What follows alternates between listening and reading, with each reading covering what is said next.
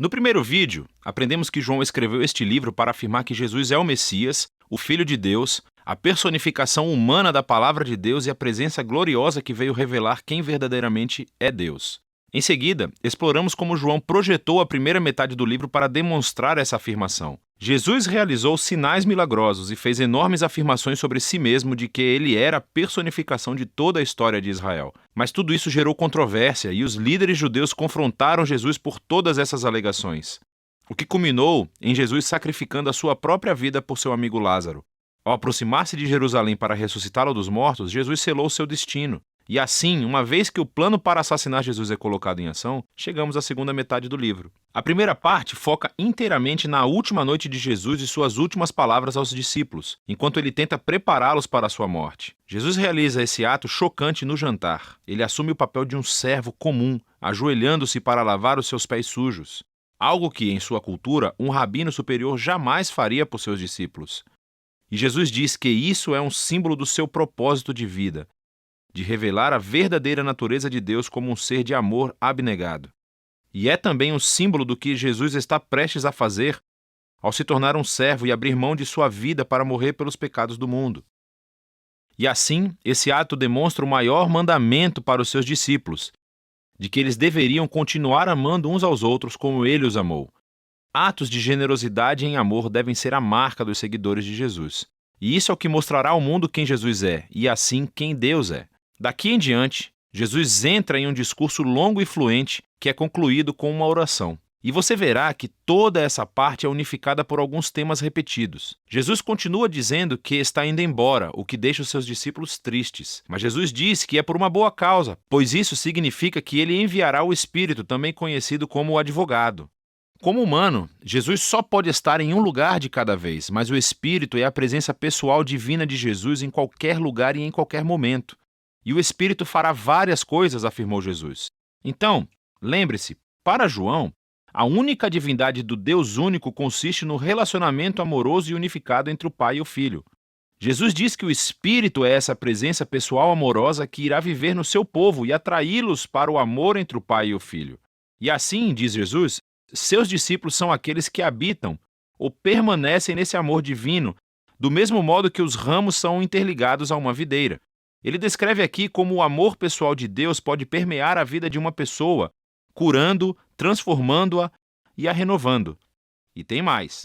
O Espírito também dará poder aos seguidores de Jesus para que possam levar adiante a sua missão no mundo, cumprindo o grande mandamento, que é amar os outros por meio de atos radicais de serviço. Além disso, Jesus também diz que a sua missão é dar testemunho da verdade e expor a maneira egoísta e pecaminosa que nós, humanos, tratamos uns aos outros, e declarar que Deus salvou o mundo através dele porque o ama. Ele expôs uma nova maneira de tornar-se humano novamente. E, finalmente, Jesus prevê que haverá oposição.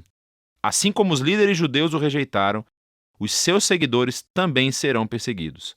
Mas ele diz a eles para não terem medo, pois ele já conquistou ou venceu o mundo. O que Jesus quer dizer aqui com vitória? Ele não deixa claro. Mas isso nos leva à seção final do livro em que João nos mostra como é essa vitória, no estilo de Jesus. Os líderes judeus mandam soldados ir atrás de Jesus e de seus discípulos para prendê-lo. E quando os soldados perguntam qual deles é Jesus, ele declara, "Eu sou." E eles caem para trás. Isso é algo brilhante da parte de João. Essas palavras são o ponto culminante de 2 conjuntos de 7 exemplos em que Jesus usou a mesma frase. E tudo isso destaca uma das principais afirmações de João sobre Jesus. As palavras "eu sou", ou em grego ego e me, são a tradução grega do nome da aliança pessoal de Deus em hebraico que foi revelada a Moisés no capítulo 3 de Êxodo. Elas também foram repetidas muitas vezes em Isaías. E João, estrategicamente, colocou 7 momentos em sua história onde Jesus diz "eu sou", seguido por alguma afirmação surpreendente. Eu sou o pão da vida. Eu sou a luz do mundo, a porta das ovelhas, o bom pastor, a ressurreição, o caminho, a verdade e a vida, a videira verdadeira. E João criou também outras 7 histórias com momentos-chave, onde Jesus simplesmente diz "eu sou", ecoando esse nome divino. E assim, nesse relato da prisão de Jesus acontece o clímax irônico de todas as histórias, pois nela Jesus revela o seu nome divino, o poder e a vitória, precisamente no momento em que desiste de sua própria vida. Depois disso, Jesus é levado a julgamento por suas exaltadas afirmações de ser o Filho de Deus e o Rei de Israel, primeiro perante o sumo sacerdote e depois perante o governador romano, Pilatos, que precisava levar a sério qualquer um que afirmasse ser o Rei de Israel. E Jesus diz a Pilatos que o seu reino não é deste mundo, o que significa que ele é um rei e que o seu reino é para este mundo. Mas o seu sistema de valores radicalmente diferente e a sua redefinição de poder e grandeza, nada disso é procedente deste mundo. Pelo contrário, eles são definidos pelo caráter de Deus, que Jesus revelou através do seu reino invertido, que é resumido pela cruz. É o lugar onde o verdadeiro rei do mundo conquista o pecado e o mal, deixando-os conquistá-lo. E Jesus ganha a vitória sobre o mundo através de um ato de amor altruísta. Depois disso, o corpo de Jesus é colocado em um túmulo que é então selado. E no primeiro dia da semana, Maria e depois outros discípulos descobrem que, estranhamente, o túmulo está aberto e vazio. E de repente Maria encontra Jesus. Ele está vivo dentre os mortos. Agora a ressurreição de Jesus se conecta a outro padrão de setes no Evangelho de João. Voltando à festa de casamento em Caná, quando Jesus transformou água em vinho, João nos disse que este foi o primeiro sinal de Jesus. E ele também identificou o segundo sinal, a cura do menino doente, no capítulo 4. Mas depois disso, João passa a deixar você contar os sinais. E se você contar, vai notar que o sexto sinal foi a ressurreição de Lázaro do túmulo que Jesus realizou custando a sua própria vida. Esses e todos os outros sinais apontam para este sétimo e grandioso sinal no ponto culminante da história, a ressurreição de Jesus dos mortos.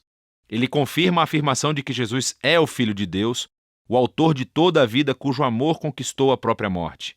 Depois do sepulcro vazio, Jesus se encontra com todos os discípulos, envia o Espírito Santo como tinha prometido e os comanda, através do Espírito, a continuar sua missão do Pai entre eles.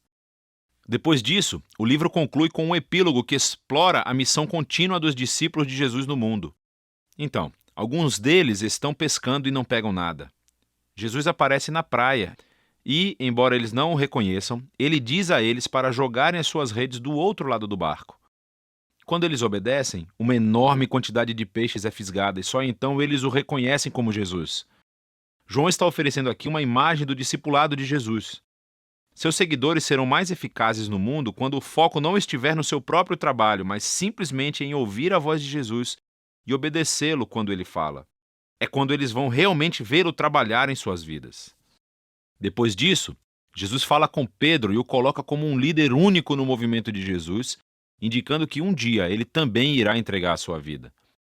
Mas em contraste com Pedro, os últimos momentos da história se concentram no autor deste evangelho, o discípulo a quem Jesus amava. E ao contrário de Pedro, o seu trabalho não foi liderar o movimento de Jesus, mas sim passar a sua longa vida testemunhando sobre Jesus para que outros possam acreditar nele. E isso é exatamente o que ele fez aqui, ao escrever essa incrível história sobre Jesus, o Messias, o Filho de Deus.